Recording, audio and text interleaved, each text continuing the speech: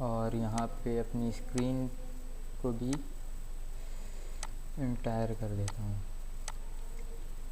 ठीक है, तो आपको ये शो हो रहा होगा अब।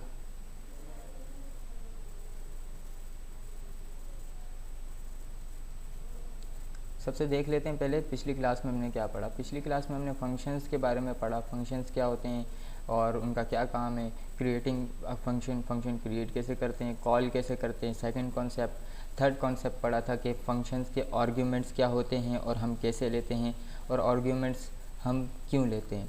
ठीक है, फिर उसके बाद चौथा कॉन्सेप्ट हमने पढ़ा था पाइथन के अंदर जो ख़ास होता है वो है आर्बिट्री आर्ग्यूमेंट्स, जिन्हें हम आर्ग्स कहते हैं। ठीक है, और इसके तमाम कॉन्सेप्ट्स हमने पढ़े थे। फिर उसके बाद कीवर्ड आर्ग्यूमेंट्स के बारे में पढ़ा था, ये क्या होते हैं। और उसके बाद आर्बिट्री कीवर्ड आर्ग्यूमेंट्स हमने पढ़े थे। तो एक मिनट, वेट अ सेकेंड, यहाँ पे शायद कोई क्लास में एंटर होना चाह रहा है। ठीक है, तो अगर आपको इन तमाम चीज़ों में किसी भी के बारे में कोई सवाल है तो आप पूछ सकते हैं। अगर कोई सवाल नहीं है तो फिर हम आगे बढ़ेंगे, क्योंकि ये तमाम जो चीज़ें हैं, 6 बातें हमने क्लियर कर ली थी पिछली क्लास में। और अगर फिर भी कोई सवाल है, कोई इशू है आपको, तो आप पूछ सकते हैं, मैं उस इशू को रिजॉल्व कर दूंगा अभी। फिर उसके बाद हम आगे बढ़ेंगे, नहीं तो फिर हम आगे बढ़ते हैं।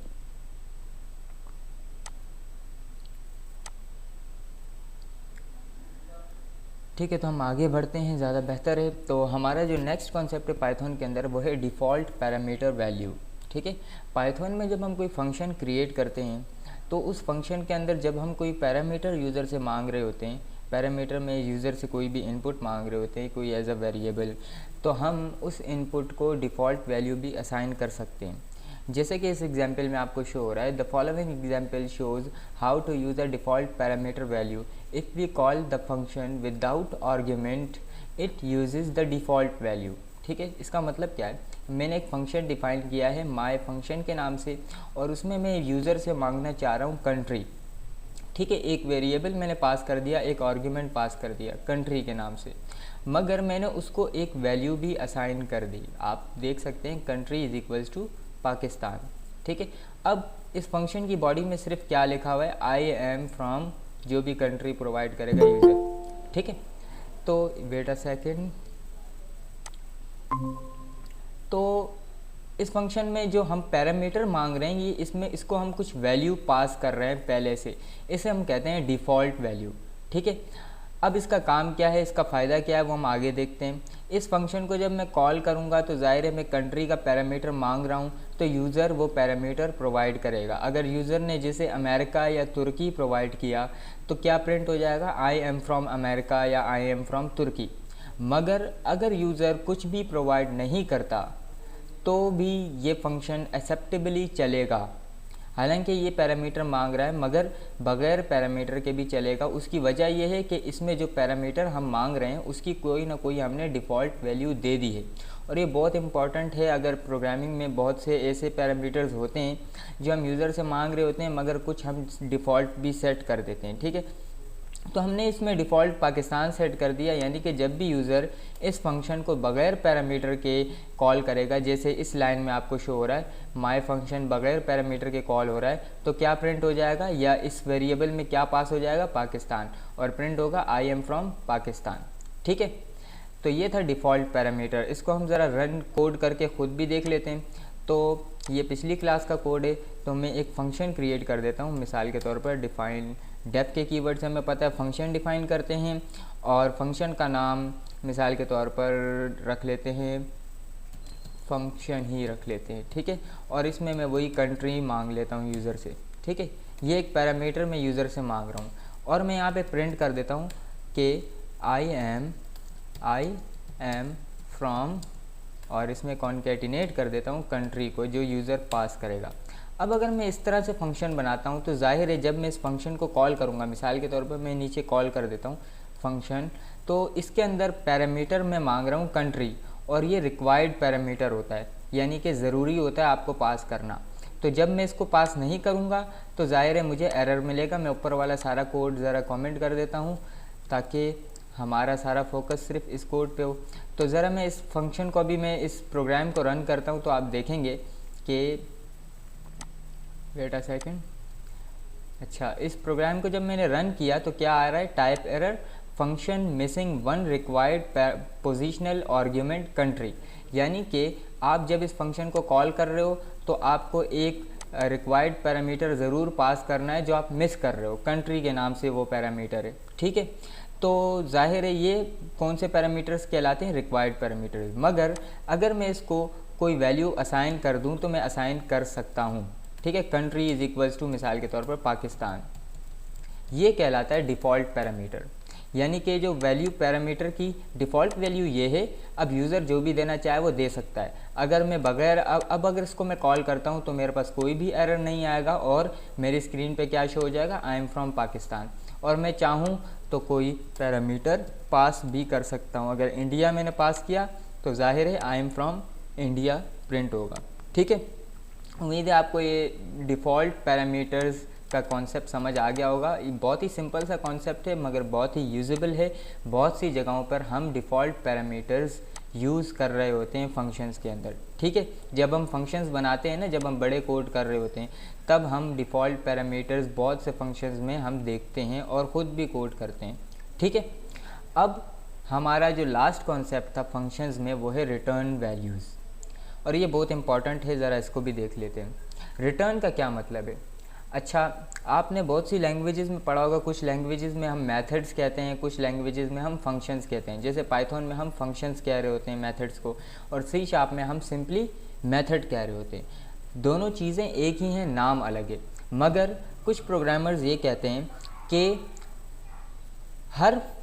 हर एक जो बॉडी ये जो है ये हर एक मेथड ही कहलाता है, ठीक है। मगर वो मेथड जो कुछ रिटर्न कर रहा हो वो फंक्शन बन जाता है, ठीक है। हर आम मेथड ही है, मगर जो मेथड कुछ रिटर्न करेगा हमें वो कहलाता है फंक्शन, बस, ठीक है। मिसाल के तौर पर एक एग्जांपल दे देता हूँ कि मैं यहाँ पे एक मेथड क्रिएट कर देता हूँ, उसका नाम रख देता हूँ मेथड, ठीक है, मेथड, और इसके अंदर मैं कुछ भी प्रोसेसिंग कर देता हूँ। मिसाल के तौर पर हेलो प्रिंट कर दूँ, बस, ठीक है। ये एक मेथड मैंने बना दिया। मगर मैं एक और मेथड बनाता हूँ, उसको नाम दे देता हूँ फंक्शन, ठीक है, फंक्शन। और इसके अंदर ऊपर वाला कोड में ज़रा इसको मैं हटा देता हूँ। अब इसके अंदर मैं क्या कर रहा हूँ, कुछ रिटर्न कर रहा हूँ, रिटर्न 10 मिसाल के तौर पर।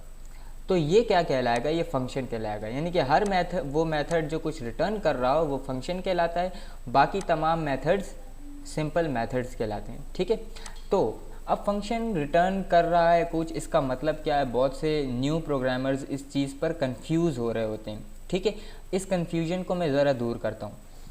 देखें, मैंने पिछली क्लास में आपको बताया था कि हर मेथड का काम क्या होता है, इनपुट लेता है, उसको प्रोसेस करता है और कुछ ना कुछ आउटपुट दे रहा होता है, ठीक है। जो आउटपुट फंक्शन देता है वो आम तौर पे रिटर्न करके देता है हमें, ठीक है, हमें रिटर्न कर रहा होता है। और ये बेस्ट प्रैक्टिस है, मैंने आपको बताया भी था कि मैं कुछ बेस्ट प्रैक्टिसेस भी आपको बताऊंगा जो हमें फॉलो करनी पड़ती हैं जब हम प्रोग्रामिंग कर रहे होते हैं। और उसका मैं अभी एग्जांपल भी दे देता हूँ। मिसाल के तौर पर एक एग्जांपल दे देता हूँ। मिसाल के तौर पर मुझे किसी बंदे ने कहा कि भाई मुझे एक फ़ंक्शन बना के दो, मैं आपको पे करूँगा उसके, ठीक है, मुझे एक फ़ंक्शन बना के दो। वो क्या करे, वो मिसाल बहुत ही सिंपल सी एग्जांपल है, मगर यानी कि आपको समझाने के लिए, कॉन्सेप्ट क्लियर करने के लिए। वो क्या करे, बस दो नंबर्स को सम करे, दो नंबर्स को आपस में ऐड करे, ठीक है। तो मैं क्या करूँगा, मैं एक फ़ंक्शन बना दूँगा सम, ठीक है। अब कोई सिंपल सा प्रोग्रामर होगा, वो क्या करेगा, देखें आप, वो क्या करेगा, एक वैल्यू मांगेगा num1, ठीक है, दूसरी वैल्यू मांगेगा num2, ठीक है। और वो क्या करेगा, प्रिंट, कुछ ज़्यादा शशके डालेगा, क्या लिखेगा यहाँ पे सम, ठीक है, सम कॉलोन, और क्या लिखेगा num1 प्लस num2, यही होगा, ठीक है। ज़ाहिर है होना भी यही चाहिए भाई। यूज़र की रिक्वायरमेंट क्या थी कि मुझे एक ऐसा फंक्शन बना के दो जो दो नंबर्स को क्या करे, सम करे। तो ये हो गया हमारे पास एक ऐसा फंक्शन तो दो नंबर्स को सम कर रहा है, प्लस कर रहा है। ज़रा इसको मैं यूज़ कर देता हूँ। अब मैं जब इसको यूज़ करूँगा तो मैं क्या करूँगा, दो नंबर्स प्रोवाइड करूँगा, मिसाल के तौर पर 1,7, और ये सम का फंक्शन क्या करेगा, इन दोनों नंबर्स को ऐड करके हमारी कंसोल पे शो कर देगा। तो जब मैं इस प्रोग्राम को रन करता हूँ तो मेरे पास आउटपुट क्या आ रहा है, सम 8। ठीक है, तो ये तो फंक्शन ने अपना काम बिल्कुल सही किया है, मगर ये बैड प्रैक्टिस है प्रोग्रामिंग की। बैड प्रैक्टिस क्यों है ज़रा देखते हैं। मिसाल के तौर पर जिस बंदे ने हमें कहा था कि ये फंक्शन बनाओ, वो पाइथन पे कंसोल प्रोग्रामिंग नहीं कर रहा, बल्कि वो विंडोज़ कोई फॉर्म बनाना चाह रहा था और उसमें सम का फंक्शन यूज़ करना चाह रहा था। तो हमारा जो सम का फंक्शन है वो क्या कर रहा है, हमारी कंसोल पे आउटपुट प्रिंट कर रहा है, जबकि वो चाहता था अपने किसी फॉर्म के किसी टेक्स्ट बॉक्स में शो करना चाहता था, या कहीं पे भी वो शो करना चाह रहा था। जबकि हमारा ये जो सम का फंक्शन है ये सिर्फ़ और सिर्फ किस काबिल है, हमारी कंसोल पे आउटपुट शो करने के। तो ये हो गई एक बैड प्रैक्टिस। हमारे सम के फंक्शन ने इनपुट लिया, ठीक है, प्रोसेसिंग की, यहाँ पे ये प्रोसेसिंग है, नंबर 1 को नंबर 2 से प्लस कर रहा है, ये क्या है, प्रोसेसिंग कर रहा है, और आउटपुट भी दिया। आउटपुट क्या है, ये जो कंसोल पे प्रिंट कर रहा है। तीनों काम हमारे फंक्शन ने किए, मगर बैड प्रैक्टिस यूज़ करते हुए, क्योंकि ये जो सम का फंक्शन है सिर्फ और सिर्फ कंसोल प्रोग्राम्स के अंदर ही यूज़ हो सकता है, जहाँ पे हम कहीं कंसोल पे आउटपुट शो कर रहे हो, क्योंकि प्रिंट हमेशा कंसोल पे आउटपुट शो करता है या किसी भी स्टैंडर्ड आउटपुट पे आउटपुट शो करता है। ठीक है, तो ये हो गया बैड प्रोग्राम। गुड प्रोग्राम क्या है भाई, गुड प्रोग्राम ये है, अब आप देखें, मैं क्या करूँगा भाई, मैं एक सम का वेरिएबल बना दूंगा, ठीक है, sum is equals to num1 plus num2। ये हो गई हमारी प्रोसेसिंग। इनपुट हमने ले लिया था सम के पैरामीटर्स के ज़रिए, प्रोसेसिंग हमने कर ली, और अब मैं क्या करूँगा, रिटर्न कर दूँगा इस सम को। ये हो गया हमारा आउटपुट। रिटर्न कर देने का मतलब क्या है वो अब हम देखते हैं। ये जो सम का फंक्शन है रिटर्न क्या कर रहा है, ये वेरिएबल सम का, जिसके अंदर क्या सेव हो रहा है, नंबर 1 और नंबर 2 की एडिशन का आउटपुट। ठीक है, तो ये एक गुड प्रैक्टिस है प्रोग्राम की कि जो भी हमारा फंक्शन कुछ आउटपुट देना चाह रहा हो वो उसे रिटर्न करे। अब देखें क्यों गुड प्रैक्टिस है। अगर कोई कंसोल प्रोग्रामर है, कोई ऐसा बंदा है जो इस फंक्शन को कंसोल पे यूज़ करेगा, तो वो क्या करेगा, वो ये करेगा कि ये क्योंकि सम का फंक्शन कुछ रिटर्न कर रहा है, तो मैं इसको क्या कर दूंगा, रैप कर दूंगा प्रिंट के अंदर, प्रिंट। तो जो सम का फंक्शन रिटर्न करेगा वो कंसोल पे प्रिंट हो जाएगा और हमारा आउटपुट हमें 8 मिल रहा होगा, यानी कि कंसोल पे भी मैंने प्रिंट कर दिया। मिसाल के तौर पर इस फंक्शन को कोई बंदा विंडोज़ फॉर्म पे यूज़ कर रहा है, मैं क्या करूँगा, टेक्स्ट बॉक्स जो भी है, मिसाल के तौर पर मैंने टेक्स्ट बॉक्स नाम रखा है जिसके अंदर मैं शो करना चाह रहा हूँ टेक्स्ट बॉक्स डॉट टेक्स्ट, ये C# में हम देखते हैं dot text is equals to some 1,7 या 1,5 जो भी है। तो यहाँ पे क्या हो रहा है, यहाँ पे सम क्या कर रहा है, अपनी प्रोसेसिंग करके हमें आउटपुट रिटर्न कर रहा है। अब हम जहाँ चाहें उसको स्टोर करें, हम कहाँ स्टोर कर रहे हैं, अपने विंडोज़ फॉर्म के टेक्स्ट बॉक्स के अंदर। यानी कि ये जो फंक्शन है कहीं पे भी हम यूज़ कर सकते हैं, चाहे वेब एप्लीकेशन हो, चाहे विंडोज़ की फॉर्म एप्लीकेशन हो, चाहे कंसोल एप्लीकेशन हो। ठीक है, तो रिटर्न का मतलब क्या है कि कोई भी फंक्शन कुछ आउटपुट दे रहा होता है उसे हम कहते हैं रिटर्न। अब कुछ भी रिटर्न कर सकता है, चाहे नंबर हो, स्ट्रिंग हो, कुछ भी हो। यहाँ पे हम क्या रिटर्न कर रहे हैं, नंबर। ठीक है, उम्मीद है कि आप लोगों को ये चीज़ समझ आ गई होगी और गुड प्रैक्टिस और बैड प्रैक्टिस के दरमियान भी फ़र्क पता लग गया होगा। ठीक है, अब हम, क्योंकि हमारे फंक्शन सारे क्लियर हो चुके हैं, ख़त्म हो चुके हैं, अब हम अपने नेक्स्ट टॉपिक की तरफ आते हैं जो one of the most important topic है प्रोग्रामिंग के अंदर। ठीक है, और मेरी नज़र में कोई प्रोग्रामर अगर ख़ुद को कहता है ना और उसको ये कॉन्सेप्ट नहीं आता, तो वो ख़ुद को प्रोग्रामर ना ही कहे तो बेहतर है। ये इतना इम्पॉर्टेंट कॉन्सेप्ट है, और वो क्या है हम देखते हैं।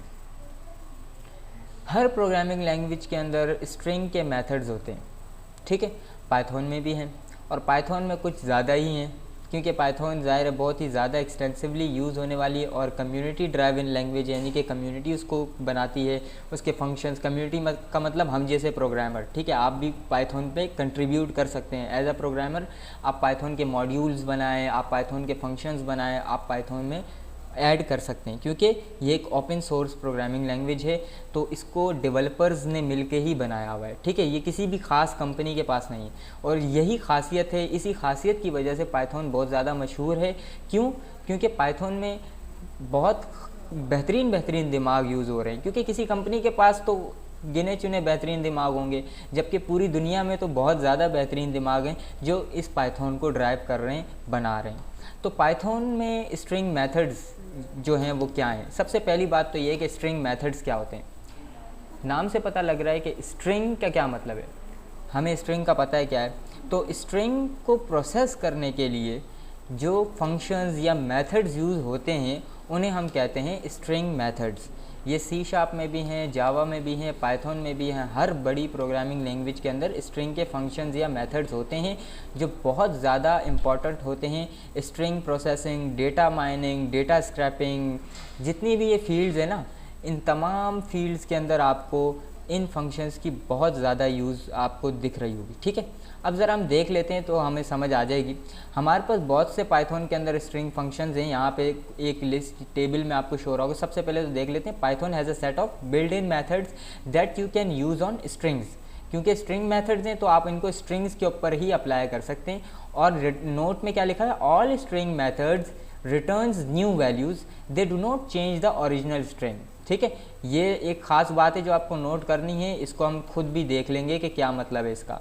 तो ये कुछ मेथड्स हैं, इसके अलावा ये मेथड्स हैं और इसके अलावा ये, यानी कि इन 3 स्लाइड्स में आपको ये मेथड्स दिख रहे हैं। पहली स्लाइड, दूसरी स्लाइड, तीसरी स्लाइड, और ये बहुत ही ज़्यादा हैं, आपको दिख रहे होंगे। तो हम इनमें से कुछ मोस्ट इम्पॉर्टेंट मेथड्स ही हम देखेंगे। ठीक है, तो सबसे पहला मेथड आपको दिख रहा है कैपिटलाइज। ठीक है, कैपिटलाइज डिस्क्रिप्शन में क्या लिखा हुआ है, converts the first character to upper case. ठीक है, मिसाल के तौर पर आपके पास कोई स्ट्रिंग है, आपको उसको प्रोसेस करना है कि आप उस स्ट्रिंग में, मिसाल के तौर पर आपके पास कोई डॉक्यूमेंट आ गए। ठीक है, डॉक्यूमेंट क्या, कोई दरखास्त आपको आ गई, दरखास्त कहते हैं ना डॉक्यूमेंट, वो एक डॉक्यूमेंट होता है। तो आपके पास कोई डॉक्यूमेंट आ गया, वो सब लोअर केस में, मगर आप चाहते हैं कि आपके हर वर्ड का पहला कैरेक्टर जो है अपर केस में आ जाए। तो आप उसको पाइथन प्रोग्राम के ज़रिए या पाइथन के इस कैपिटलाइज फंक्शन के ज़रिए आसानी से कन्वर्ट कर सकते हैं अपर केस में। ज़रा एग्जाम्पल देख लेते हैं, आपको समझ आ जाएगी। हम आते हैं कोड एडिटर की तरफ और यहाँ पे आप देखें, अब यहाँ पे हम पढ़ने वाले हैं क्या, इम्पॉर्टेंट पाइथन स्ट्रिंग मेथड्स। ठीक है, उनमें से चंद इम्पॉर्टेंट्स को हम पढ़ेंगे। ठीक है, सबसे पहला क्या, कौन सा है, कैपिटलाइज। ठीक है, तो ज़ाहिर अभी हमने कहा कि स्ट्रिंग मेथड्स हैं तो ये स्ट्रिंग्स के ऊपर ही अप्लाई होते हैं। मैं एक वेरिएबल बना देता हूँ टेक्स्ट, और इसके अंदर मैं कुछ पास कर देता हूँ, hello my name is Syed Waleed. ठीक है, ये एक स्ट्रिंग है जो इस वेरिएबल के अंदर स्टोर्ड है। अब मैं चाहता हूँ इस स्ट्रिंग का हर वर्ड कैपिटलाइज हो जाए, यानी कि H जो है बड़ा वाला हो जाए, M बड़ा हो जाए, N बड़ा हो जाए। तो बहुत आसानी से अगर मैं खुद से इसको करना चाहूँगा, मुझे क्या करना पड़ेगा, इस पूरी स्ट्रिंग को स्प्लिट करूँगा वर्ड्स में, हर वर्ड पे जाऊँगा, उसके पहले कैरेक्टर को कैपिटलाइज करूँगा। इसी तरह फिर ठीक है, ये पूरा एक प्रोसेस होगा जिस पे लूप्स लगेंगे। ठीक है, मगर ये प्रोसेस आसानी से मैं क्या कर सकता हूँ, इस टेक्स्ट के वेरिएबल पे डॉट लगाऊंगा तो आगे मेरे पास वो तमाम स्ट्रिंग के फंक्शंस आ जाएंगे। ठीक है, किसी भी स्ट्रिंग वेरिएबल के आगे आप डॉट लगाओ ना तो उसके तमाम स्ट्रिंग फंक्शंस आ जाते हैं। यहाँ आपको दिख रहे होंगे बहुत ज़्यादा। तो मुझे कौन सा यूज़ करना था, कैपिटलाइज, ये शो हो गया। ठीक है, अब ज़रा इसको मैं यूज़ करके देखता हूँ क्या, क्योंकि कैपिटलाइज फंक्शन, अब यहाँ पे नोट में क्या लिखा हुआ था, all string method returns new value. ठीक है, यानी कि जितने भी मेथड्स हैं ना, ये कुछ ना कुछ रिटर्न कर रहे होंगे, और ये गुड प्रैक्टिस है। मैंने आपको बताया था कि ज़ाहिर है अगर कंसोल पे प्रिंट कर रहे होते तो हम कहाँ यूज़ कर सकते हैं, हम कंसोल प्रोग्राम में ही इसको यूज़ कर सकते थे। तो कैपिटलाइज क्या करता है, जो आउटपुट है, आपका इनपुट इसने लिया, प्रोसेसिंग की, यानी कि हर वर्ड को कैपिटलाइज कर दिया, मगर आउटपुट क्या दे रहा है, आपको रिटर्न कर रहा है, जो गुड प्रैक्टिस है। तो इसने क्या किया, कैपिटलाइज फंक्शन ने इस टेक्स्ट के अंदर जाएगा, हर वर्ड को कैपिटल करेगा और हमें आउटपुट रिटर्न कर देगा। ज़रा इसको देख लेते हैं, इसको रैप कर देता हूँ मैं प्रिंट फंक्शन के अंदर, ताकि मुझे स्क्रीन पे शो हो कि आउटपुट मुझे क्या मिल रहा है। इस कोड को मैं रन करता हूँ, ऊपर वाला मैं ज़रा कोड कमेंट कर देता हूँ। तो इस कोड को जब मैं रन करूँगा तो आप देखेंगे कि ये क्या लिखा हुआ है, मेरी पूरी स्ट्रिंग के इस पहले वर्ड का पहला कैरेक्टर कैपिटलाइज हो गया। ठीक है, यानी कि कैपिटलाइज क्या करता है, पहले वर्ड के पहले कैरेक्टर को ही कैपिटलाइज करता है। मैंने ज़रा गलत बता दिया था कि पूरी स्ट्रिंग के हर वर्ड को कैपिटलाइज करेगा, ऐसा नहीं है, बल्कि ये सिर्फ पूरी स्ट्रिंग के पहले वर्ड के पहले कैरेक्टर को कैपिटलाइज करेगा। ठीक है, तो ये हो गया कैपिटलाइज। अब देखें ज़रा एक और इम्पॉर्टेंट चीज़ यहाँ पे जो लिखी हुई है, they do not change the original string. इसका क्या मतलब है? मैंने इस टेक्स्ट के वेरिएबल पे कैपिटलाइज का फंक्शन कॉल किया है, ठीक है, मगर जब मैं इसको नीचे दोबारा टेक्स्ट के वेरिएबल को प्रिंट करता हूँ, ज़रा देखता हूँ कि अब टेक्स्ट के वेरिएबल में क्या स्टोर है, तो आप देखेंगे कि टेक्स्ट के वेरिएबल में वही स्मॉल लेटर वाला h के साथ पूरी स्ट्रिंग है। इसका मतलब ये है कि ये जो तमाम फंक्शंस हैं स्ट्रिंग के, जिनको हम स्ट्रिंग के ऊपर अप्लाई करते हैं, वो हमारी ओरिजिनल स्ट्रिंग को नहीं छेड़ते, ओरिजिनल स्ट्रिंग में कोई चेंजिंग नहीं करते, बल्कि एक नई स्ट्रिंग बना के हमें रिटर्न करते हैं। ठीक है, तो यानी कि हमारा टेक्स्ट का जो वेरिएबल है उसके अंदर डेटा एज इट इज़ ही रहा, वो चेंज नहीं हुआ। अगर मैं चाहता हूँ मिसाल के तौर पर इसके अंदर ही चेंजिंग आए, तो मैं क्या करूँगा? सिंपल सा क्या करूँगा? Text is equals to text dot capitalize. यानी कि आप क्या करो, टेक्स्ट के अंदर जाओ, इस टेक्स्ट के वेरिएबल में उसके पहले वर्ड को कैपिटलाइज करो, क्योंकि ये रिटर्न करेगा, तो उसी में उसी वेरिएबल में वापस स्टोर कर दो। तो यानी कि अब इसके अंदर चेंज आ जाएगा, क्योंकि हम एक्सप्लिसिटली खुद बता रहे हैं कि इसके अंदर ही स्टोर करो, इसी वेरिएबल के अंदर। मैं चाहूँ किसी दूसरे वेरिएबल में भी स्टोर कर सकता हूँ, मगर मैं चाहता हूँ अगर इसी में चेंज आए तो मैं क्या करूँगा? इसी के अंदर वापस स्टोर कर दूँगा आउटपुट। ठीक है, अब जब मैं इसको प्रिंट करूँगा तो टेक्स्ट में आप देखें H कैपिटल हो गया, क्योंकि उसको मैं अब प्रिंट कर रहा हूँ। ये बहुत ही सिंपल सा कॉन्सेप्ट था, उम्मीद है आपको समझ आ गई होगी। अब सेकेंड फंक्शन को देखते हैं, केस फोल्ड।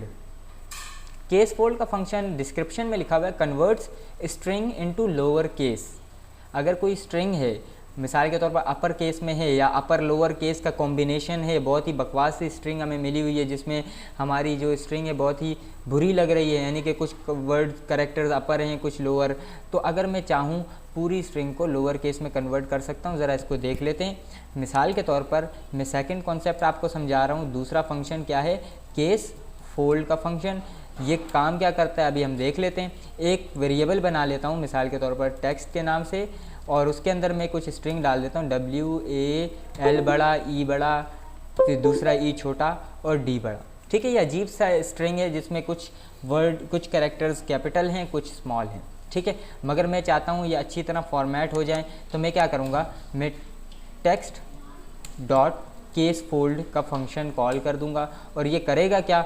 ज़रा इसको प्रिंट के अंदर रैप करके देखते हैं कि इसने क्या किया।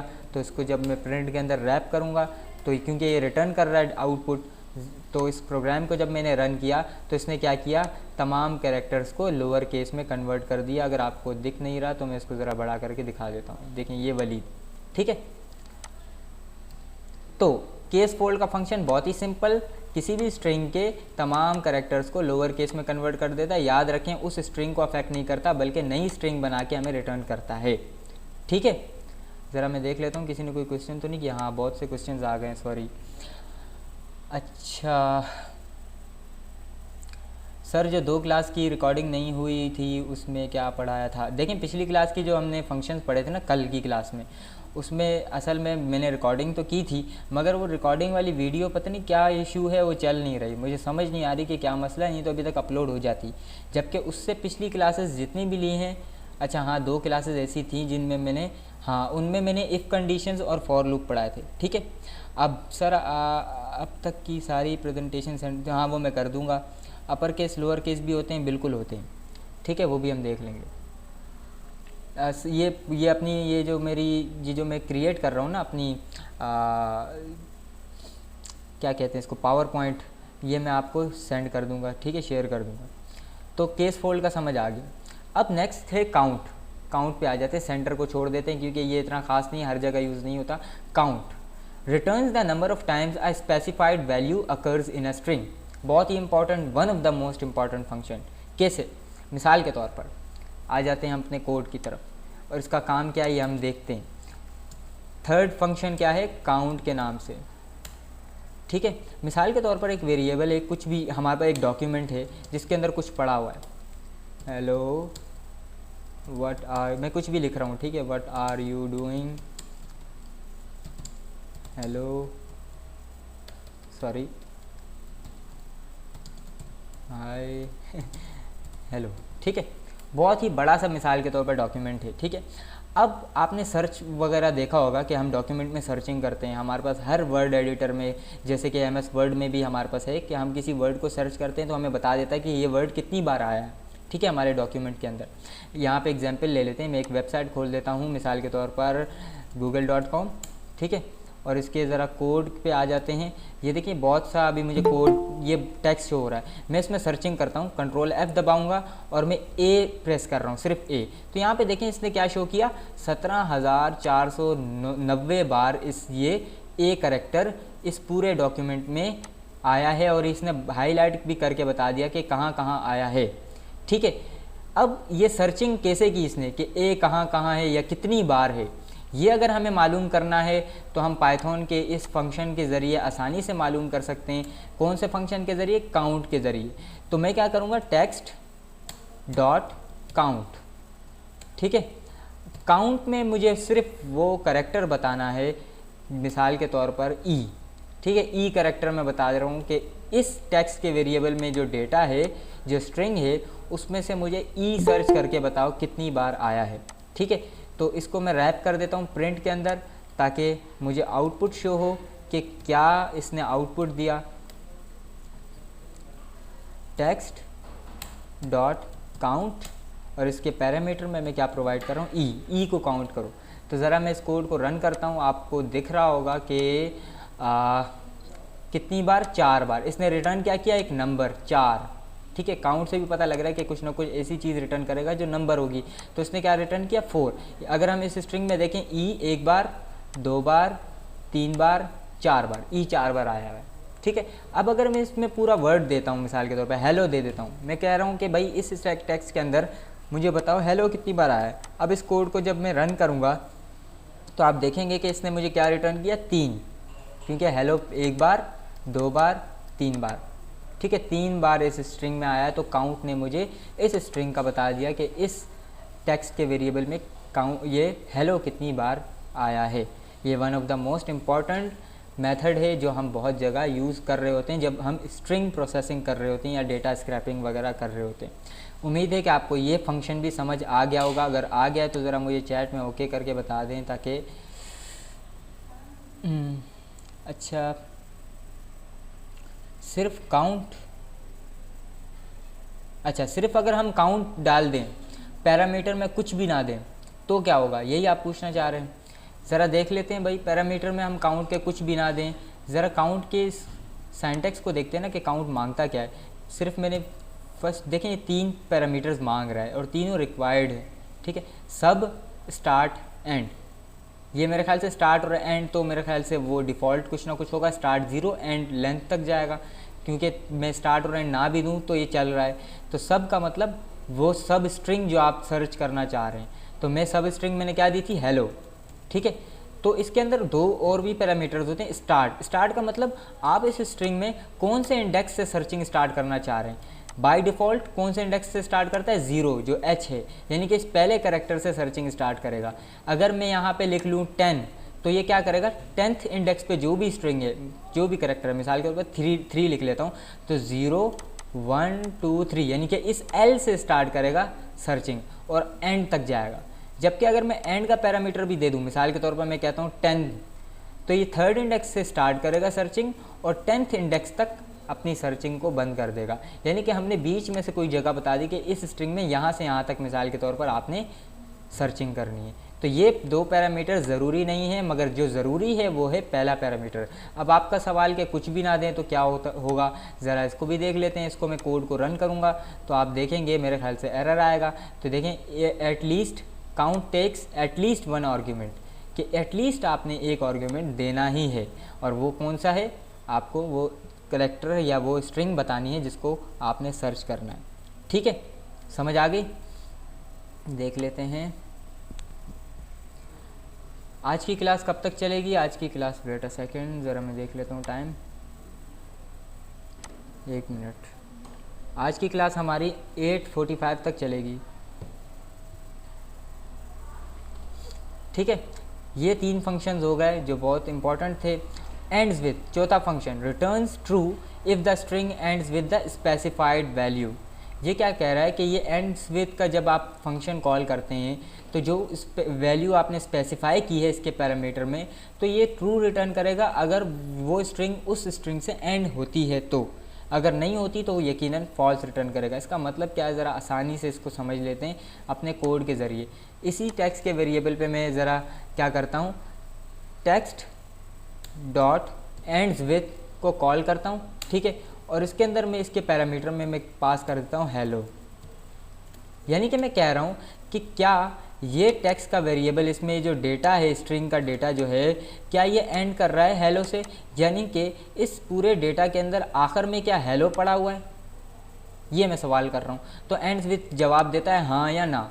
अगर आखिर में ये स्ट्रिंग पड़ी होगी यही वाली, तो ये क्या कहेगा, हाँ रिटर्न कर देगा ट्रू। अगर नहीं पड़ी होगी तो क्या करेगा, फॉल्स रिटर्न कर देगा। इस कंडीशन में अगर हम देखें तो एंड्स विथ में मैंने प्रोवाइड किया हेलो और हमारा टेक्स्ट का वेरिएबल एंड हो भी हेलो से रहा है, तो ये रिटर्न कर देगा ट्रू, ठीक है। अगर मैं कुछ और प्रोवाइड कर दूँ, मिसाल के तौर पर डूइंग प्रोवाइड कर दूँ, तो ये क्या रिटर्न कर देगा, फॉल्स, क्योंकि ये वाली स्ट्रिंग डूइंग से एंड नहीं कर रही, ठीक है। समझ आ गई होगी आपको। ज़रा इसको मैं आपको दिखा भी देता हूँ, प्रिंट कर देता हूँ कंसोल पे, तो आपको दिखेगा कि ये अब फॉल्स रिटर्न करेगा और हमारी स्क्रीन पे फॉल्स शो होगा।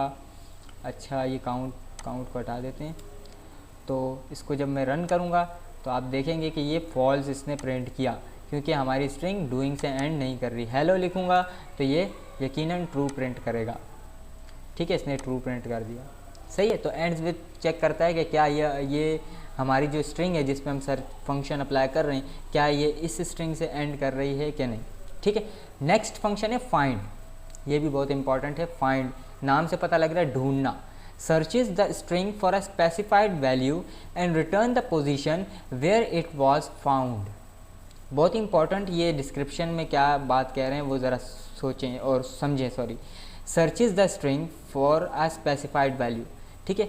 आप इस फाइंड के फंक्शन में कुछ वैल्यू स्पेसिफाई करेंगे, उस वैल्यू को के बिहाफ पे आपकी स्ट्रिंग में सर्चिंग करेगा ये फाइंड का फंक्शन, और क्या रिटर्न करेगा, return the position of where it was found. यानी कि ये फंक्शन हमें उस इंडेक्स की पोजीशन बताएगा कि जहाँ पे वो स्ट्रिंग हमें मिली है।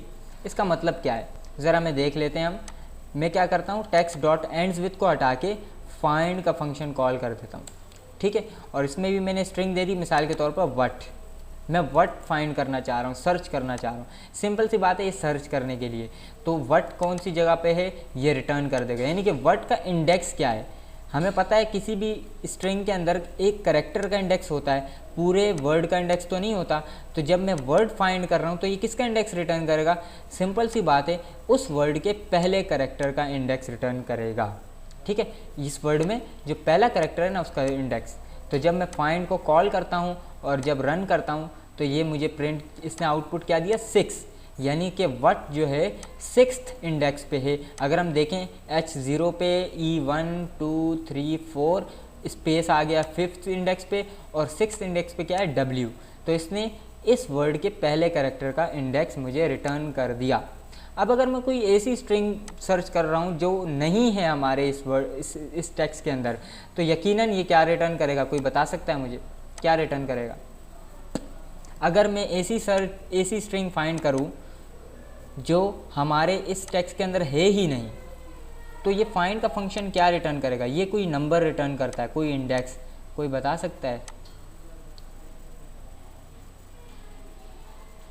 आप में से कोई है जो ऐसा मुझे इस सवाल का जवाब दे कि ये क्या रिटर्न करेगा।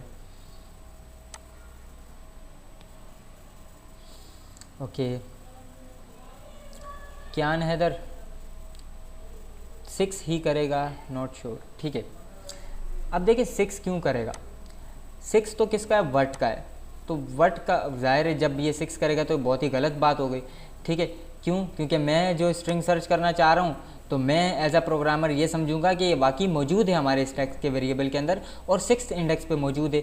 तो मैं ये एज्यूम कर रहा हूँ कि ये स्ट्रिंग तो मुझे मिल गई असल में, यानी कि इस टेक्स्ट के अंदर ये स्ट्रिंग मौजूद है, हालांकि ये स्ट्रिंग मौजूद नहीं है। तो इसका मतलब ये कि ये कुछ ना कुछ ऐसी चीज़ रिटर्न करेगा जिससे हमें पता लग जाए कि आप जो सर्च करना चाह रहे हैं वो मौजूद नहीं है। अब हम देखते हैं क्या रिटर्न करेगा। तो जब हमने इसको रन किया तो इसने क्या रिटर्न किया, -1। ठीक है, यानी कि जब भी किसी स्ट्रिंग में हम कुछ सर्चिंग करते हैं, फाइंड करना चाहते हैं और वो नहीं मिलता, तो वो हमें रिटर्न कर देता -1। अब इसके पीछे भी बहुत ख़ास बात है, ख़ास कॉन्सेप्ट है। क्यों? अभी हमने देखा था क्या फाइंड का फंक्शन क्या रिटर्न करते हैं, हमेशा उस स्ट्रिंग का इंडेक्स। हमें पता है इंडेक्स 0 से स्टार्ट होता है और इनफाइनाइटी कहीं तक भी जा सकता है, मगर क्या इंडेक्स नेगेटिव हो सकता है? बिल्कुल नहीं हो सकता। हमें पता है इंडेक्स 0 से ही स्टार्ट होता है, -1 -2 किसी भी एरे का, किसी भी चीज़ का इंडेक्स नहीं होता। तो ये जो फाइंड का फंक्शन है ना, जब वो स्ट्रिंग नहीं मिलती तो हमें -1 रिटर्न कर देता है, जिससे हमें ये पता लग जाता है, जब भी हमें -1 मिलेगा हमें पता लग जाएगा कि भाई ये वाली स्ट्रिंग हमें नहीं मिली। बहुत ही सिंपल सी बात। ठीक है, अब समझ आ गई? तो इसको मैं चेक कर सकता हूँ कुछ ख़ास। मैं क्या करता हूँ, मैं आउटपुट का एक वेरिएबल बना लेता हूँ, आउटपुट या रिज़ल्ट के नाम से वेरिएबल बना लेता हूँ। Result is equals to text dot find. ठीक है, टेक्स्ट में फाइंड करो, आप क्या करो, मैं कुछ भी गलत स्ट्रिंग दे देता हूँ। ठीक है, ये फाइंड का फंक्शन रिटर्न करेगा हमें कुछ ना कुछ नंबर। कहाँ पे स्टोर कर रहे हैं हम, इस रिज़ल्ट के वेरिएबल में, क्योंकि हम इक्वल टू असाइनमेंट का ऑपरेटर यूज़ कर रहे हैं कि राइट हैंड साइड वाला जो भी कोड है वो कुछ ना कुछ रिटर्न कर रहा होगा और वो रिटर्न होके किस में स्टोर हो जाएगा, इस वेरिएबल में। अब यहाँ पे मैं अपनी एक लॉजिक लगा लेता हूँ। मैं कहता हूँ अगर if result is equals to -1, अगर रिज़ल्ट के अंदर वैल्यू -1 है तो यकीनन सिंपली क्या है कि फाइंड का फंक्शन सक्सेसफुल नहीं हुआ हमारी इस स्ट्रिंग को ढूंढने में, यानी कि ये स्ट्रिंग हमारी, ये जो हम ढूंढना चाह रहे हैं वो हमारी स्ट्रिंग में मौजूद नहीं है, तभी -1 स्टोर होगा ना रिज़ल्ट में। तो मैं क्या करता हूँ, मिसाल के तौर पर प्रिंट कर देता हूँ sorry not found, your searched value not found. ठीक है, ये सिंपल सा मैंने आउटपुट यूज़र को शो कर दिया। अब एल्स में मैं कह सकता हूँ कि ज़ाहिर है जब ये कंडीशन फॉल्स होगी, यानी कि -1 नहीं होगा तो कोई ना कोई इंडेक्स होगा। तो यानी कि जब भी कोई ना कोई इंडेक्स होगा, कोई ना कोई इंडेक्स रिटर्न होगा, तो यकीनन मुझे आउटपुट मिल गया है। तो मैं मैं कुछ प्रिंट कर देता हूँ, मिसाल के तौर पर वर्ड फाउंड। ठीक है, अब ज़रा इस कोड को रन करते हैं और देखते हैं कि हमें आउटपुट क्या मिला। तो जब मैं इसको रन करूँगा तो मुझे क्या लिखा हुआ आ गया, sorry your search value not found. क्यों? क्योंकि ये इफ़ की कंडीशन ट्रू हो गई, क्योंकि फाइंड ने -1 रिटर्न किया जो रिज़ल्ट में स्टोर हुआ, और ये कंडीशन ट्रू हो गई क्योंकि रिज़ल्ट में -1 है तो ये प्रिंट हुआ। ठीक है, अगर मैं लिख लेता हूँ ARE सर्च करना चाह रहा हूँ जो इसमें मौजूद है, तो क्या लिखा हुआ आएगा, वर्ड फाउंड। इसको रन करते हैं तो मुझे आउटपुट मिला वर्ड फाउंड। ठीक है, समझ आ गई आप लोगों को, इस कोड की समझ आई है? ठीक है, किसी वर्ड का लेटर फाइंड करना हो, बिल्कुल आप कर सकते हैं, कोई इशू नहीं है। अगर आप मिसाल के तौर पर आप ये कहना चाह रहे हैं कि ए को फाइंड करना है, आप क्या ये कहना चाह रहे हैं? ज़रा मुझे एक्सप्लेन कर दें कि आप मिसाल के तौर पर चाह रहे हैं कि ए कितनी कहाँ आया है। ठीक है, अगर ऐसा चाहते हैं तो आप क्या करें, ए लिख लें, सिर्फ बस ए को फाइंड करो। ठीक है, तो ये क्या रिटर्न कर देगा हमें, इस ए का इंडेक्स। याद रखें, इंडेक्स रिटर्न करेगा। ये बात बहुत इंपॉर्टेंट है याद रखने की कि उस वर्ड का या उस कैरेक्टर का हमेशा ये इंडेक्स रिटर्न करता है। ये बात खास आपने नोट करनी है। ठीक है, तो अब आप सोच रहे होंगे इंडेक्स से हमें क्या लेना देना, भाई इंडेक्स रिटर्न कर रहा है तो बहुत लेना देना है। हम आगे जब जाएंगे तो जब कोड थोड़ा हमारा बड़ा करेंगे तो हम समझ जाएंगे कि क्या लेना देना है और इंडेक्स रिटर्न होने का क्या फ़ायदा है। ठीक है, तो कोई और सवाल है? ठीक है, तो ये हो गया फाइंड का फंक्शन। बहुत ही इंपॉर्टेंट फंक्शन है, बहुत ज़्यादा यूज़ हो रहा होता है। Text processing, data mining, scraping, data scraping, तकरीबन हर जगह यूज़ हो रहा होता है। ठीक है, नेक्स्ट फंक्शन पे आ जाते हैं। फॉर्मेट हमें पता है क्या होता है, इंडेक्स।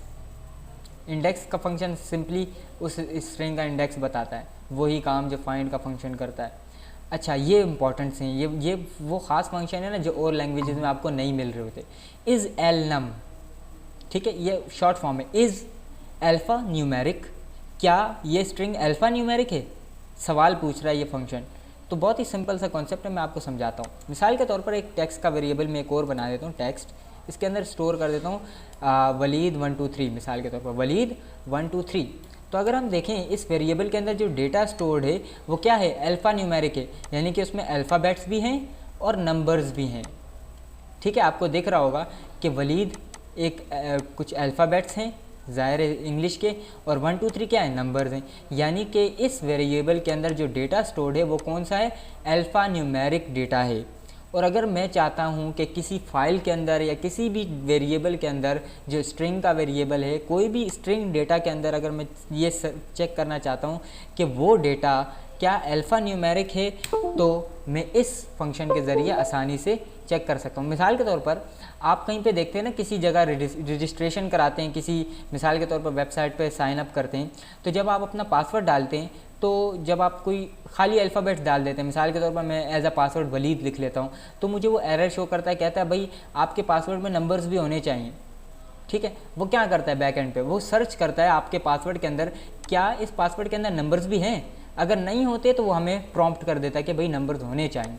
तो वो सर्चिंग कैसे करता है, पाइथन में वो सर्चिंग हम कैसे कर सकते हैं, बहुत ही सिंपल, इज़ एल नम के फंक्शन को यूज़ करते हुए मैं क्या करूँगा, text dot is al num is alphanumeric, ये और ये रिटर्न क्या करेगा, या तो ट्रू या फॉल्स। यानी कि अगर इसके अंदर जो डेटा है अल्फ़ा न्यूमेरिक है तो ये रिटर्न कर देगा ट्रू, यस। अगर इसके अंदर डेटा अल्फ़ा न्यूमेरिक नहीं है तो ये रिटर्न कर देगा फॉल्स। ज़रा इसको हम देख लेते हैं, प्रिंट के अंदर रैप कर देते हैं। मैं इसको प्रिंट के अंदर रैप कर देता हूँ और ज़रा आउटपुट देखते हैं। ऊपर वाला सारा कोड मैं ज़रा कमेंट कर दूँ ताकि हमें सिर्फ सिंगल आउटपुट शो हो। ठीक है, ऊपर वाला कोड मैंने कमेंट कर दिया है और ये 2 लाइनों का कोड है जो अभी हमारा रन होगा, टेक्स्ट का वेरिएबल और ये प्रिंट। तो ज़रा मैं इस कोड को रन करता हूँ तो आप देखेंगे ट्रू रिटर्न हुआ, ट्रू प्रिंट हो गया। इसने क्या रिटर्न किया, ट्रू। क्यों, क्योंकि ये अल्फ़ा न्यूमेरिक वैल्यू है। अगर मैं 1 2 3 हटा देता हूँ तो ये इज़ एल नम क्या रिटर्न करेगा, कोई बता सकता है, कौन बताएगा?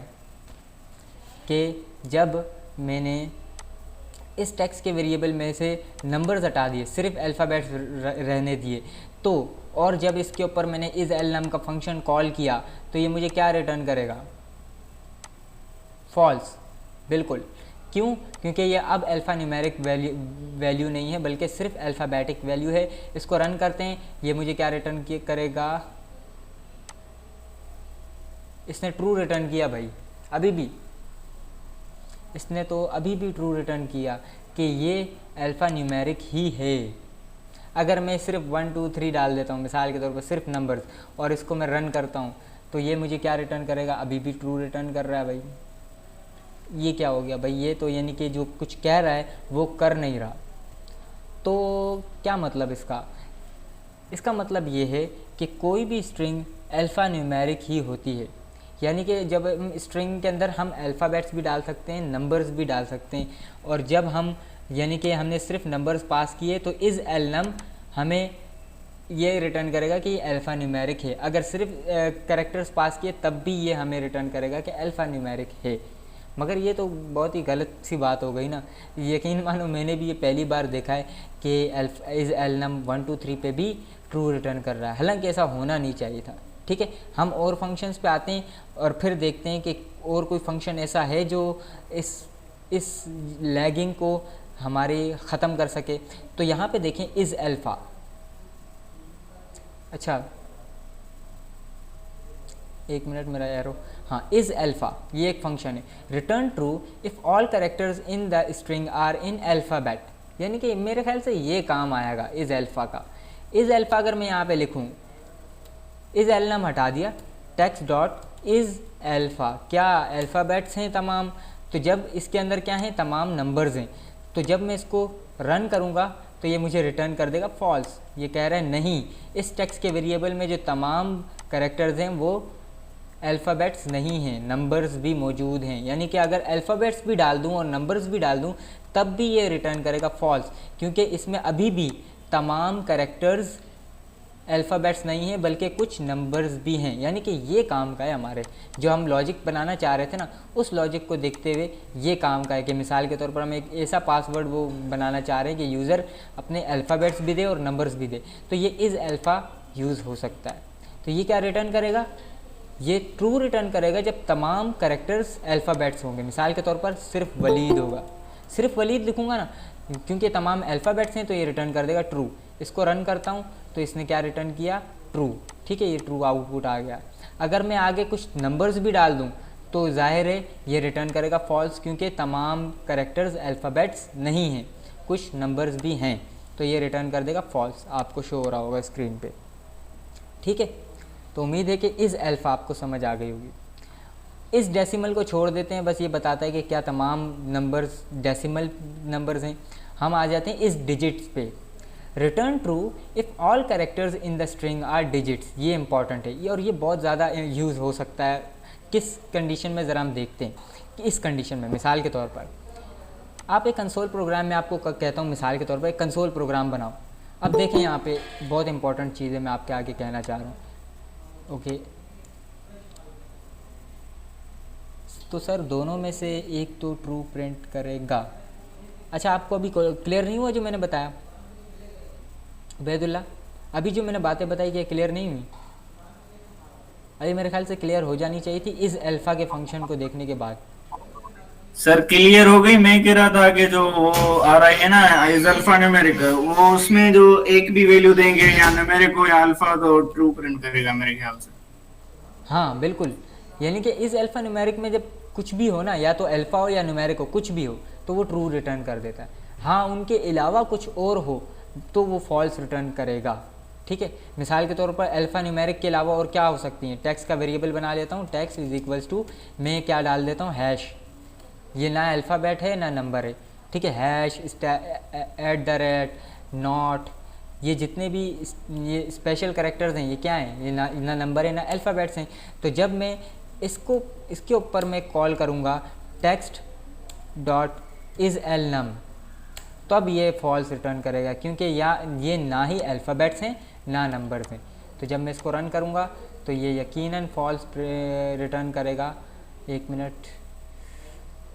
हाँ, तो इसने क्या रिटर्न किया, फॉल्स, क्योंकि ना ही अल्फ़ाबेट्स हैं ना नंबर्स हैं। ठीक है, अब एक और इम्पॉर्टेंट चीज़, इस डिजिट बहुत इंपॉर्टेंट फंक्शन है। इसको कहाँ यूज़ कर सकते हैं? वैलिडेशन के अंदर। वैलिडेशन जब हम कंसोल प्रोग्राम्स बना रहे होते हैं तब की वैलिडेशन। मिसाल के तौर पर मैं आपको कहता हूँ कि यार मुझे एक कैलकुलेटर बना के दिखाओ जो बस एक नंबर ले, फिर यूज़र से दूसरा नंबर ले और दोनों को प्लस कर दे। आप क्या करेंगे? आप करेंगे यूँ, ठीक है, आप करेंगे एक वेरिएबल बनाएंगे num1 is equals to input. आपको यकीनन ये समझ आ रही होगी मैं क्या कह रहा हूँ। इंटर यानी कि कोड क्या कर रहा हूँ, नंबर 1। ठीक है, आप कुछ इसी तरह का कोड लिखेंगे। ठीक है, फिर उसके बाद num2 लिखेंगे, num2 का वेरिएबल बनाएंगे, sorry num2 is equals to input, और यूज़र को कहेंगे इंटर नंबर 2। ठीक है, और फिर आप क्या करेंगे, प्रिंट कर देंगे, मिसाल के तौर पर प्रिंट num1 प्लस num2। ठीक है, मेरी रिक्वायरमेंट आपने पूरी कर दी। यूज़र से 2 इनपुट लिए और उनको आपस में सम कर दिया। ठीक है, या मैं कहता हूँ डिवाइड कर दो, डिवाइड, तो ये डिवाइड कर दिया। सही है, अब ज़रा इस कोड को रन करते हैं और देखते हैं कि क्या ये काम सही कर रहा है। जब यहाँ पे मैं देखता हूँ नंबर 1 10 डालता हूँ, नंबर 2 5 डालता हूँ, तो इसने डिवाइड कर दिया भाई। अच्छा, इनको ज़ाहिर है इंटीजर में कन्वर्ट भी करेंगे, ज़ाहिर है इंट। ठीक है, जो भी इनपुट यूज़र से ले रहे हैं उसको इंट में कन्वर्ट भी करेंगे। ये आपको समझ आ रही होगी यकीनन कि यूज़र से, ज़ाहिर है जब कंसोल से हम जो भी इनपुट लेते हैं ना, भले ही नंबर हो, वो स्ट्रिंग होता है।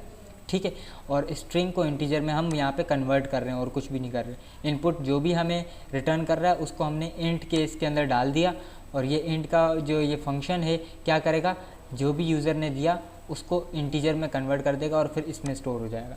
ठीक है, अब ज़ाहिर है डिवीज़न, यहाँ पे एरर ये आ रहा है कि आप 2 स्ट्रिंग्स को आपस में डिवाइड नहीं कर सकते। ठीक है, तो ये एरर था, तो मैंने दोनों स्ट्रिंग्स को इंटीजर में कन्वर्ट कर दिया, अब डिवाइड हो सकता है। अब कोड को रन करता हूँ और यहाँ पे आप ज़रा देखें इंपॉर्टेंट चीज़, 10, फिर मैंने डाल दिया 5, तो मेरे पास आउटपुट आ गया 2, बिल्कुल सही। ठीक है, मगर अब मैं हूँ कुछ पंगे लेने वाला बंदा, यानी कि मैं जो एज ए यूज़र मैं आपको कोड को टेस्ट करना, जैसे हमारे इवैल्यूएशन होती है ना जब यूनिवर्सिटीज़ के अंदर, जब आपको प्रोजेक्ट बनाने का कहा जाता है, फिर आपके टीचर्स इवैल्यूएट करते हैं आपके प्रोजेक्ट को, तो वो कुछ इस तरह के पंगे करते हैं। उसने क्या किया भाई, इंटर नंबर 1, उसने ये कुछ स्ट्रिंग डाल दी, ठीक है। इंटर नंबर देखें, पहले ही हमारे पास क्या एरर आ गया, एरर आ गया। क्यों? क्योंकि आप एक स्ट्रिंग को इंटीजर में कन्वर्ट करना चाह रहे हो, जो ज़ाहिर है गलत है। तो यहाँ पे आपको एक्सेप्शंस को हैंडल करना होगा, क्योंकि एक्सेप्शन हैंडलिंग अभी आपको मिसाल के तौर पर नहीं पता, अगर किसी को नहीं पता तो ज़ाहिर है। तो एक्सेप्शन हैंडलिंग क्योंकि अभी तक हमने पढ़ी भी नहीं है, एक्सेप्शन हैंडलिंग का मतलब एरर्स को हैंडल करना, जो बहुत इंपॉर्टेंट कॉन्सेप्ट है, हम आगे पढ़ेंगे। मगर फ़िलहाल आपको नहीं पता तो ज़ाहिर है ये एरर आप हैंडल नहीं कर रहे कि यूज़र स्ट्रिंग अगर दे तो क्या हो, क्योंकि आप तो नंबर मांग रहे हैं, क्योंकि आप उसको इंटीजर में कन्वर्ट भी कर रहे हैं, क्योंकि आपको प्रोसेसिंग करनी है, डिवीजन वगैरह अप्लाई करना है, जो नंबर्स पे ही होता है। तो यूज़र जब भी कोई स्ट्रिंग दे देगा, मिसाल के तौर पर कोई एक्सटर्नल इवैल्यूएशन वाला आपके कोड को फाड़ने के लिए स्ट्रिंग भी दे सकता है, तो आपका कोड फट गया, ख़राब हो गया। तो आप इस चीज़ को कैसे हैंडल करेंगे? अब इसको हैंडल करने के लिए इज़ डिजिट बहुत इंपॉर्टेंट है, ठीक है। अब देखें मैं क्या करता हूँ, मैंने क्या किया, एक मिनट मैं वापस पीछे आ जाता हूँ। इंटीजर में कन्वर्ट नहीं किया मैंने num1 भी मांगा, num2 भी मांगा, दोनों वेरिएबल्स मांग लिए, दोनों स्ट्रिंग्स हैं। मैं क्या कह रहा हूँ, इफ़ की कंडीशन लगा देता हूँ, if num1 dot is digit,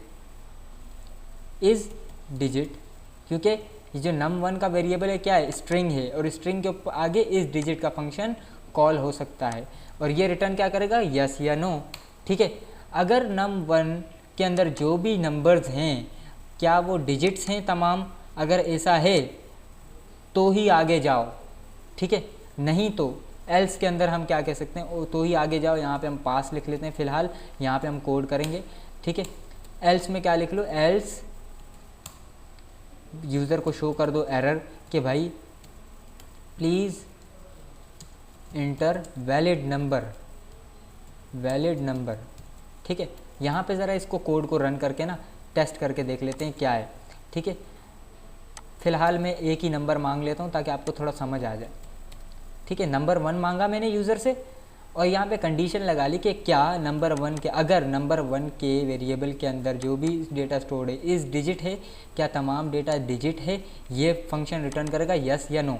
अगर ये यस रिटर्न करेगा तो इस इफ़ के अंदर आ जाएंगे, और यहाँ पे हमें जो भी प्रोसेसिंग करनी है वो करेंगे, एल्स में एरर शो करेंगे क्योंकि एरर शो करना है। तो यह ज़रा इस कोड को रन करता हूँ। तो जब मैं इसको रन करूँगा, मिसाल के तौर पर कुछ दे देता हूँ 4TR, तो ये ज़ाहिर है ये प्रोसेस तो नहीं हो सकता। इंटर दबाऊँगा तो देखें क्या लिखा हुआ है, प्लीज़ इंटर वैलिड नंबर, क्योंकि 4TR एक वैलिड नंबर नहीं है। इसको दोबारा रन करता हूँ, कुछ डिजिट्स डाल देता हूँ 10, ठीक है। तो ये इसने एरर शो नहीं किया क्योंकि इफ़ की कंडीशन के अंदर आ गया, और यहाँ पे ज़ाहिर है हम कुछ भी नहीं कर रहे, पास का मतलब कुछ भी ना करो, ठीक है। यहाँ पे मैं कुछ प्रिंट कर देता हूँ, मिसाल के तौर पर यहाँ लिख लेता हूँ वैलिड नंबर, ठीक है। तो जब कोई डिजिट होगा तो ये प्रिंट हो जाएगा। रन करते हैं और इसको मैं 10 दोबारा दे देता हूँ, तो क्या लिखा हुआ आ गया, वैलिड नंबर, ठीक है। ये समझ आ गई। तो जब हम यूज़र से इनपुट ले रहे होते हैं तो हम ये फंक्शन बहुत आसानी से यूज़ करते हुए इन एरर्स को हैंडल कर सकते हैं जो आमतौर पे यूज़र करता है, ठीक है, जो गलतियाँ यूज़र करता है। आपके अगर प्रोग्राम, आपने कोई बड़ा प्रोजेक्ट बनाया, उसमें इन एरर्स को हैंडल ना किया जो यूज़र गलतियाँ करता है, तो ज़ाहिर है आपका कोड फटेगा, आपकी एप्लीकेशन क्रैश होगी, आपका यूज़र अनसेटिस्फाई होगा, आपको बोलेगा भाई ये कैसा कोड किया, ये तो भाई आपकी एप्लीकेशन ही फट गई या क्रैश हो गई। तो आपको ज़ाहिर है फिर दोबारा से उसके अंदर चेंजिंग करनी पड़ेगी, कोड को सही करना पड़ेगा। तो इससे बेहतर है कि खुद ही पहले ही तमाम किस्म के एरर्स को देखो, जांचो कि इस जगह क्या एरर आ सकता है और उसको मैं हैंडल कैसे कर सकता हूँ। तो पाइथन के पास बहुत से सेट ऑफ फंक्शंस हैं जिनके ज़रिए हम एरर्स वगैरह को हैंडल कर सकते हैं, जैसे कि इस डिजिट, ठीक है। समझ आ गई आप लोगों को? उम्मीद है कि आपको समझ आ गई होगी। नेक्स्ट और लास्ट फंक्शन को देख लेते हैं, इज़ लोअर, ठीक है। और भी बहुत से हैं, फ़िलहाल इज़ लोअर और इज़ अपर को देख लेते हैं, या एक काम करते हैं, हाँ, इज़ लोअर इज़ अपर, इन दोनों को देख लेते हैं, ठीक है। बहुत ही सिंपल सा, नाम से पता लग रहा है क्या आपकी स्ट्रिंग पूरी लोअर केस में है और दूसरा क्या पूछ रहा है, क्या आपकी स्ट्रिंग पूरे अपर केस में है। ठीक है, ये सवाल पूछ रहा है और ये जवाब देगा ट्रू या फॉल्स में। तो ज़रा हम इसको टेस्ट करते हैं। मैं टेक्स्ट का वेरिएबल बना देता हूँ, टेक्स्ट इज इक्वल्स टू, मिसाल के तौर पर वलीद लिख लेता हूँ इसके अंदर, क्योंकि ये एक स्ट्रिंग है तो इस स्ट्रिंग के आगे स्ट्रिंग के फंक्शंस अप्लाई हो सकते हैं। मैं क्या लिखूँगा, टेक्स्ट डॉट इज लोअर,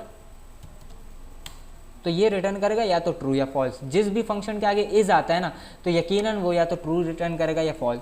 तो इज लोअर क्या रिटर्न करेगा इस कंडीशन में कि जब इसके अंदर तमाम कैरेक्टर्स लोअर हैं, यकीनन ट्रू रिटर्न करेगा। इसको प्रिंट के अंदर रैप कर देता हूँ, आपको समझ आ जाएगी ताकि पता लग जाए कि क्या रिटर्न कर रहा है। प्रिंट के अंदर इज लोअर को डाल दिया, जो भी ये रिटर्न करेगा वो प्रिंट हो जाएगा। इस कंडीशन में देखें, टेक्स्ट के वेरिएबल में तमाम कैरेक्टर्स लोअर केस में है, तो इज लोअर क्या रिटर्न करेगा, ट्रू। तो हमारी स्क्रीन पे क्या शो हो जाएगा, ट्रू। ठीक है, अगर मैं इसमें कुछ एक कैरेक्टर डी को मैं बड़ा कर देता हूँ, ठीक है, तो अब देखते हैं क्या रिटर्न करेगा। इसने रिटर्न कर दिया फॉल्स, क्योंकि ये पूरी स्ट्रिंग लोअर केस में नहीं है, बल्कि इसमें कुछ कैरेक्टर्स ऐसे हैं जो अपर केस में, और यही है इज अपर का case. Is upper, is upper, is upper क्या कहता है कि क्या तमाम स्ट्रिंग अपर केस में है। मिसाल के तौर पर मैं पूरी स्ट्रिंग वलीद को अपर केस में लिख लेता हूँ, तो इज अपर रिटर्न करेगा यस, यानी कि ट्रू, कहेगा ट्रू, ये बात ट्रू है कि ये तमाम स्ट्रिंग अपर केस में। अगर तमाम स्ट्रिंग अपर केस में ना हुई, कोई एक भी कैरेक्टर लोअर केस में हुआ, तो ये रिटर्न करेगा सिंपली फॉल्स। तो ये भी बहुत इंपॉर्टेंट है, बहुत सी जगहों पे हम इसका यूज़ कर रहे होते हैं। इस अपर को रन करके देखते हैं ये क्या रिटर्न किया इसने, ट्रू, क्योंकि पूरी स्ट्रिंग अपर केस में है। तो अब तक जो भी फंक्शंस हमने पढ़े उनमें अगर आपको कोई सवाल है, अब आपको ये भी बता दूं जो नए आए हैं हमने पढ़ा क्या क्या है। हमने ये दो चीज़ें पढ़ी थी, डिफ़ॉल्ट पैरामीटर वैल्यू फंक्शंस के अंदर और रिटर्न वैल्यूज़। ठीक है, ये दो चीज़ें पढ़ने के बाद हम आए पाइथन स्ट्रिंग मेथड्स पे, जिनमें मैंने शुरू में ही आपको बता दिया था कि जो भी प्रोग्रामर खुद को प्रोग्रामर कहता है और उसको इन स्ट्रिंग फंक्शंस का नहीं पता या उनको ये स्ट्रिंग फंक्शंस यूज़ करने नहीं आते, तो मेरी नज़र में अकॉर्डिंग टू मी वो प्रोग्रामर नहीं है। क्यों? क्योंकि ये बहुत इंपॉर्टेंट है, बहुत इंपॉर्टेंट बिल्डिंग ब्लॉक है किसी भी सॉफ्टवेयर को बनाने में। क्यों? क्योंकि जब भी हम कोई सॉफ्टवेयर बना रहे होते हैं ना, तो उसमें स्ट्रिंग को ज़रूर प्रोसेस करते हैं। आप जब भी देखेंगे, आप भी जब बड़े प्रोजेक्ट्स कर रहे होंगे या नॉर्मल साइज प्रोजेक्ट्स कर रहे होंगे, आप स्ट्रिंग की प्रोसेसिंग बहुत एक्सटेंसिवली कर रहे होंगे। तो ज़ाहिर है स्ट्रिंग प्रोसेसिंग के लिए उनके फंक्शंस को यूज़ करना है। तो पाइथन के स्ट्रिंग के कुछ मेथड्स हैं जो इस्तेमाल होते हैं स्ट्रिंग्स को प्रोसेस करने के लिए, जिनमें से हमने कुछ पढ़े हैं, जैसे capitalize, case fold, count, find, index, is alpha, is alnum, और उसके अलावा इज़ डिजिट और इज़ लोअर और इज़ अपर। इनमें से चंद हमने उठा लिए और उनको हमने पढ़ लिया। अब अगर आपका कोई सवाल है आपके जहन में तो आप पूछ सकते हैं, नहीं है तो फिर आज की क्लास यकीनन एंड होगी। अगर कोई सवाल है तो वो चैट में भी आप पूछ सकते हैं या माइक ऑन करके भी पूछ सकते हैं।